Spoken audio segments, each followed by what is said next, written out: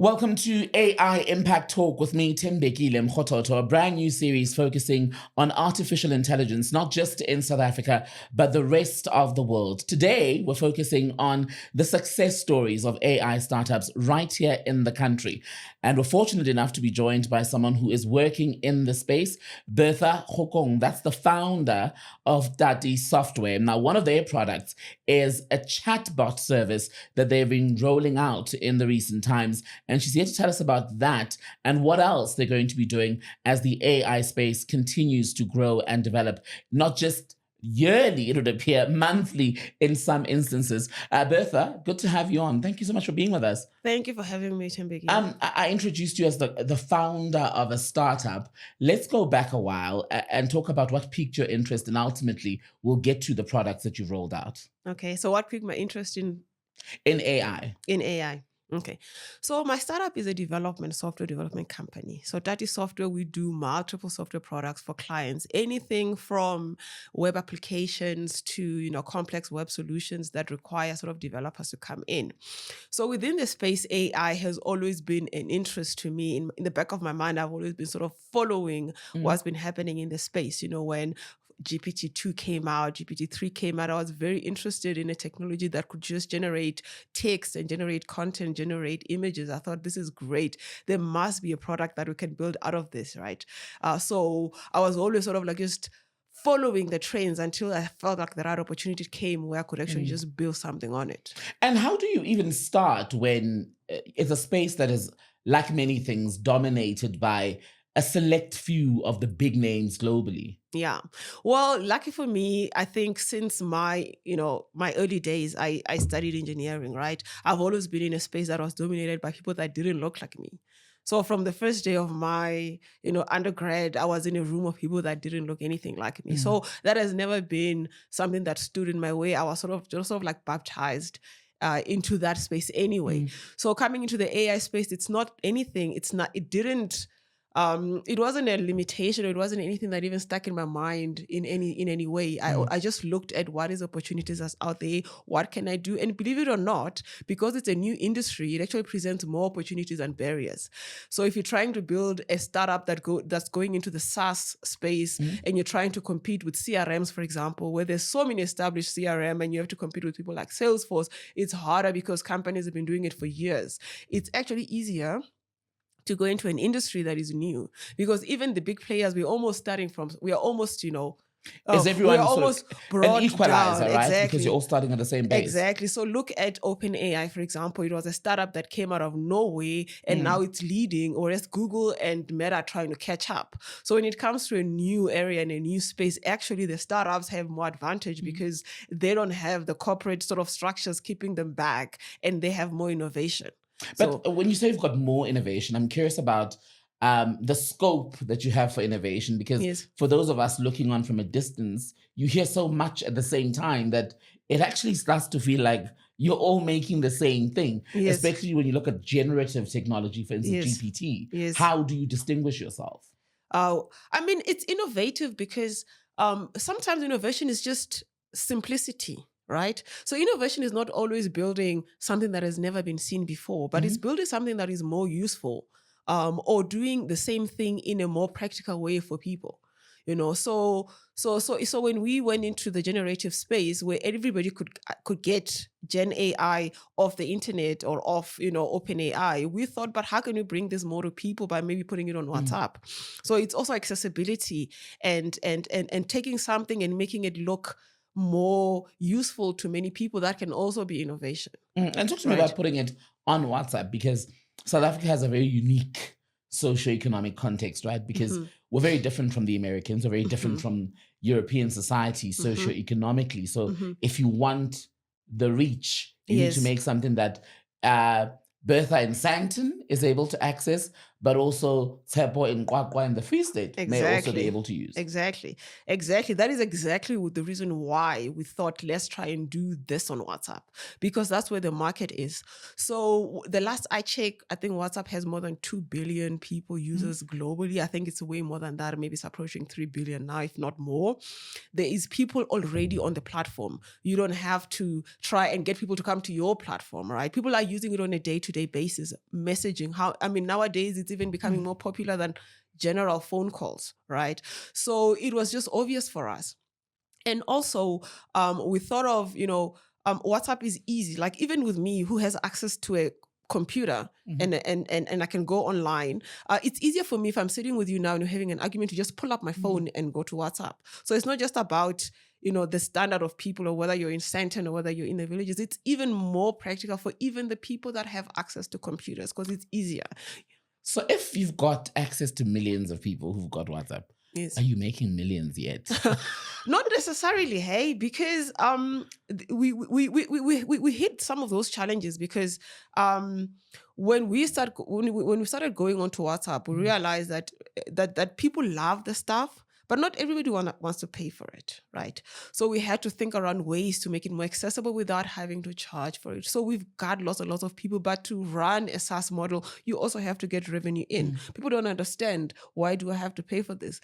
I can make free phone calls, I can send free messages. Why does this? Why is this? So we had to sort of overcome those kind of challenges and get interest from people and get people to understand that some of the products, well, we've got costs and we have to find a way to distribute those costs. Do you find, that they doubt you more because you're a local business? Well, that has always been a challenge for us, right? And not just with this business. Even when we started with software development, even when I'm walking in front of a potential client and I'm trying to, sell my software capabilities, my abilities, I'm doubted because people look at what you look like first before they listen to what you're saying.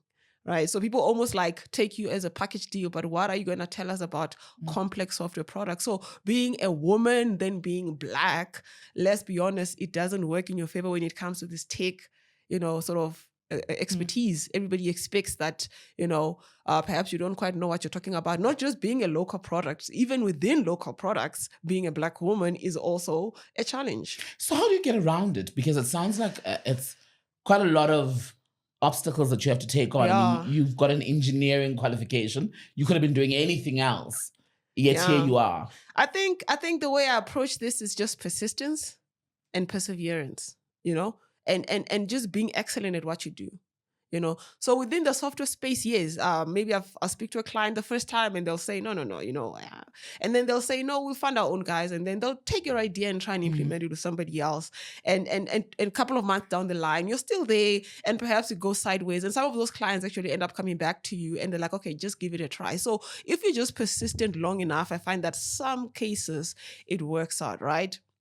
And then if they come 6 months later, 2 years later, 3 years later, well, Bertha is still in the business. She must be doing something right. MobileGPT is still here. They must be doing something right. So over time, you go from, unknown to a bit trusted to, now everybody knows who Bertha is. So is that when the corporate clients then start coming in, or does the core business remain on the one-on-one level with the regular user of a WhatsApp service, for instance?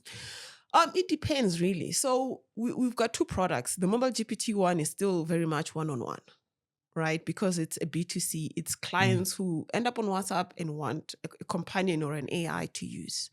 Some of our other businesses, yes, then we can have conversations with corporates. Like for Karabo, for example, when we get into that, then we can have corporate discussions. But with MobileGPT specifically, it was really just one-on-one B2C sales. Yes. So what do you see as the future for your industry? Because it's fairly new, with innovation happening so rapidly in some instances. Where are we going to next? I think it's very hard to tell because, like you're saying, it is moving very, very quickly. I couldn't even have told you last year this time where would be this year, this time. Mm. But what I can definitely tell you is it is moving very quickly. So the rate of development is extremely, is accelerated. What we're seeing is the big corporates, your Googles and your Meta AIs, they're also starting to now wanting to play in the space because they can see the huge potential. So I think what I anticipate will happen is there'll be maybe more of a leveling out of the players, whereas OpenAI had dominated the space for so many years. Maybe we're going to start seeing some of the bigger corporates catching up. I still expect to see other smaller businesses also breaking out, like businesses we don't know yet today that we will know this time next year.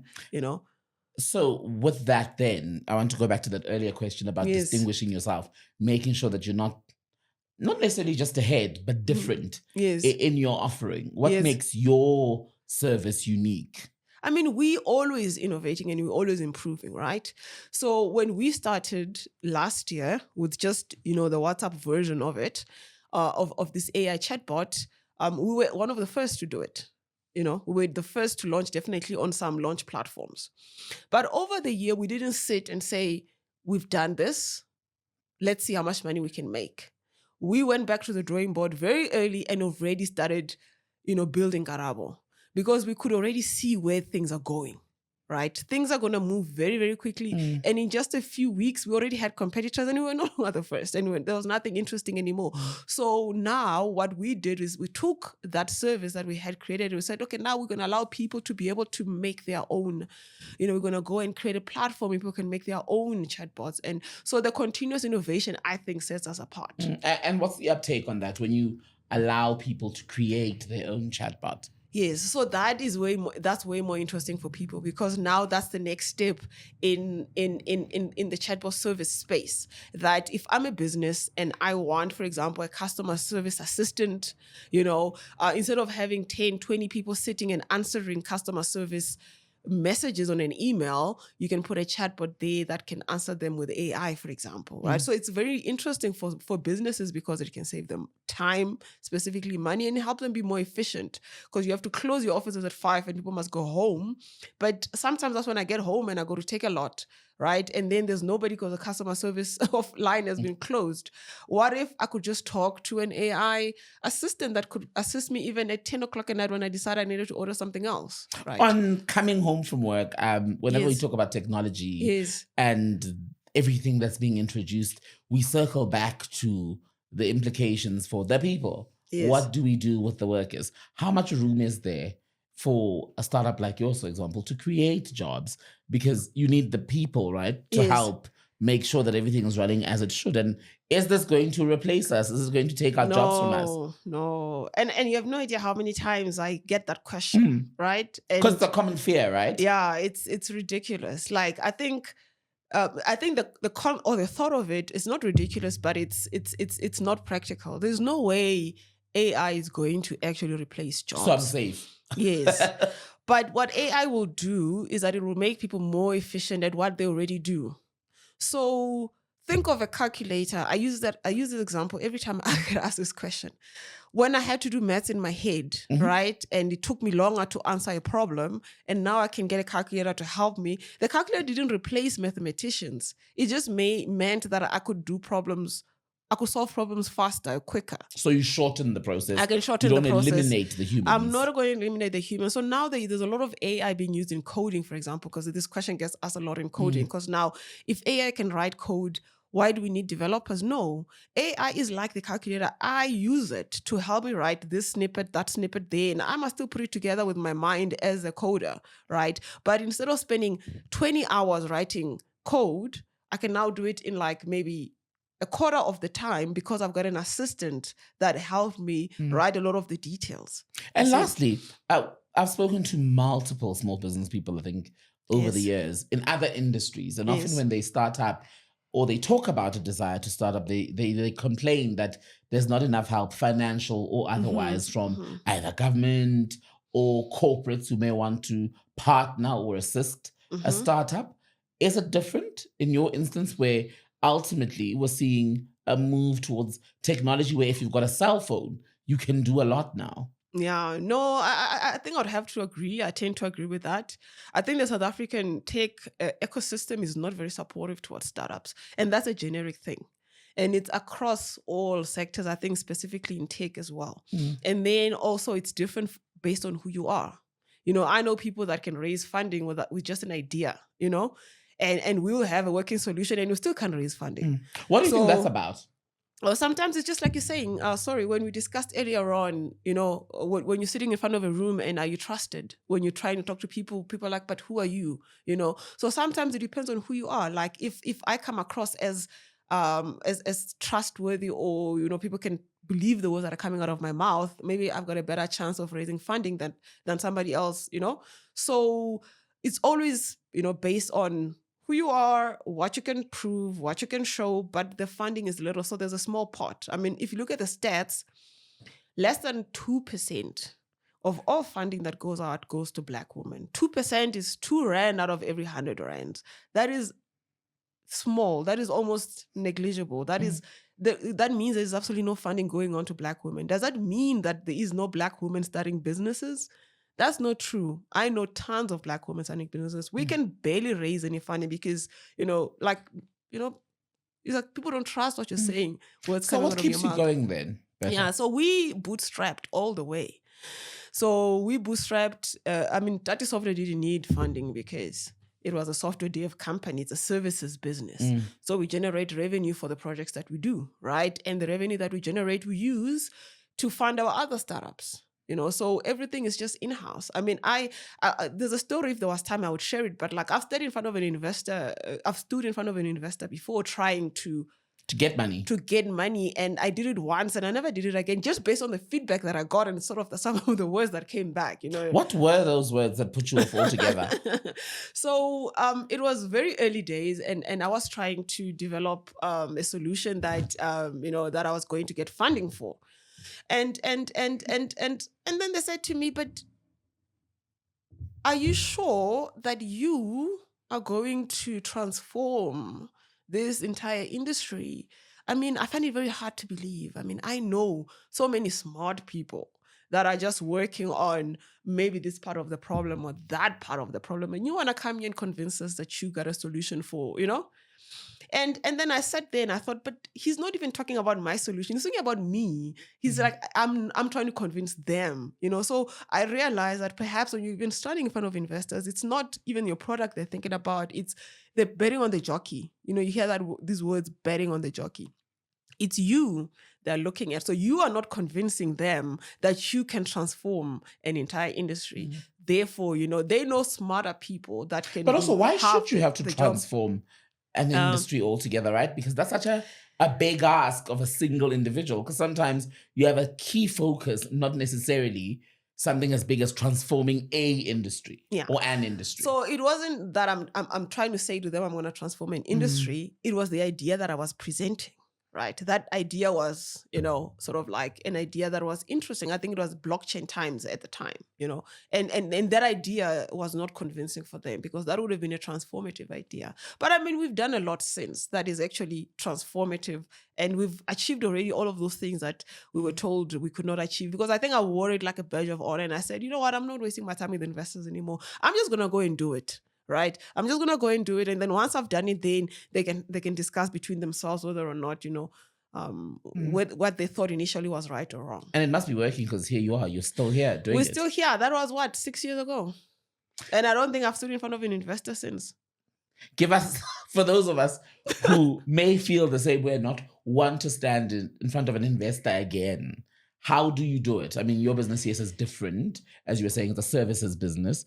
But from a mindset perspective, how does one sort of bring themselves to that point? The first thing, if you don't want to stand in front of an investor, right? The first thing is planning, financial planning. I think that is what many entrepreneurs don't do well. And I think that's what I probably did better than most. Financial planning.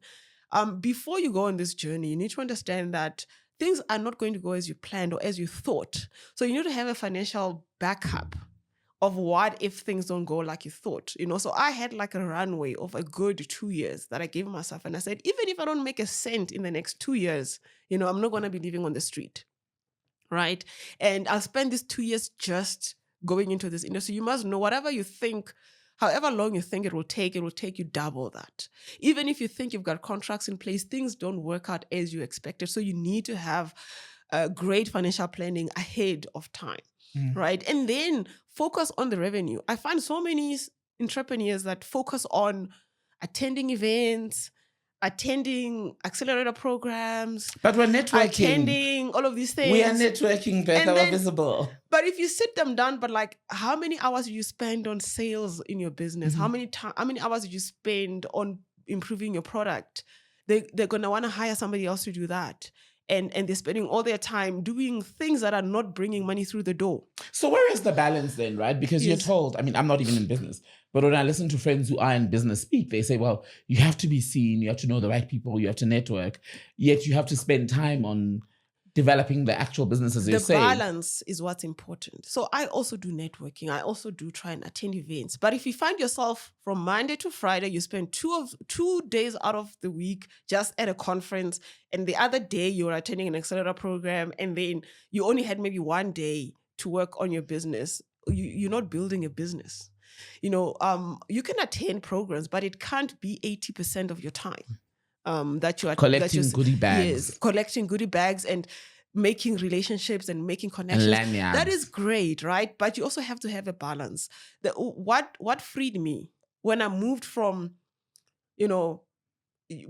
chasing investors to making revenue was when I made that switch. That if I have 8 hours in a day, maybe at least 6 of those hours I need to be spending on revenue generating activities. Whatever I'm spending my hours on, is it bringing money through the door?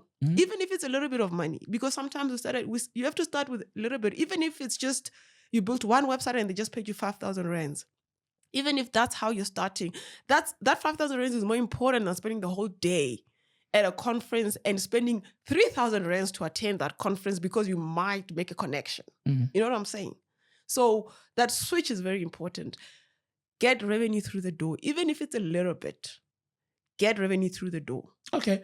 So as we conclude that, I want to hear what's next for Tati Software. You've got these 2 core, shall I say, these pillars that you've got running at the moment. Yes. Where to next for you personally? So what's next is we moved from trying to create this MobileGPT, chatbot as a, chatbot on WhatsApp to building a chatbot platform. So now what's next is we're trying to empower people to be able to generate their own chatbot. So now, if whatever use case you've got, even if it's to generate income for yourself, and you think I can build an advisor or a financial advisor chatbot, I've got all the financial advisor documents, and you want to put them into an AI and output a chatbot that can do a financial advisor and charge people for it, well, come to our platform and build your chatbot. You don't need to know how to code.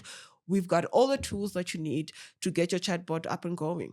What about regulation, right? Because especially when we talk about business that happens online, there's all sorts of opportunities for criminals as well. Yes. So how do we govern that space? Well, there's a lot of regulations governing the tech space now. The AI space is fairly gray now, but there's high level guidelines that have been agreed upon by many countries on a high level of what's allowed, what's not allowed. So what we're doing in the chatbot space is it's considered one of the low risk, because there's sort of like a risk measure between the different types of AIs. Like there's AIs that identify people in real time, for cloning our voices. Yes. Those are so AIs are now determined with respect to risk to people's privacy, risk to people's safety and things like that. So a chatbot space is very, very low risk considered as far as all the AIs that are out there are concerned. And specifically, as long as you identify yourself as a chatbot. So if you build any chatbot service, I think one of the regulation demand that you do not try to fool people that this is a person on the other side. As long as you're out clear and saying that no, this is automated as an AI, I think you're sorted regulation wise. And final word? Yes. What is your final word then for everyone who's going to listen to this conversation? What would you like to leave them with, especially regarding the AI space and startups in South Africa? Okay, so I'll offer 2 pieces of advice.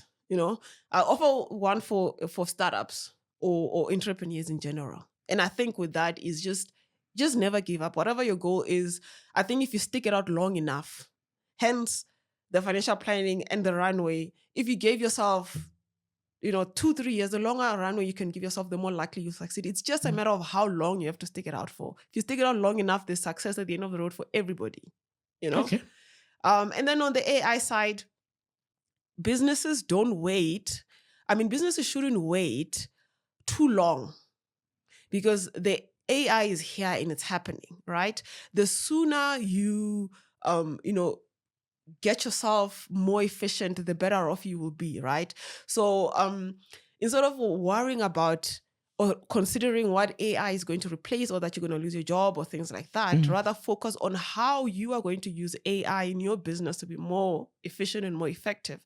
So the people that are going to master AI and use it to be efficient and to produce more faster, I think will be more productive, and they'll outlast the ones who will be skeptical and wait too long. Bertha, I've loved speaking to you. Thank you so much for joining us on AI Impact Talk. Thank you for having me. Thank you. Great. That was Bertha Kgokong, the founder of Dati Software, speaking to us about the successes of startups in the AI space in South Africa. We'll be back soon with another one of our AI Impact Talks with me, Thembekile Mrototo. Bye-bye for now.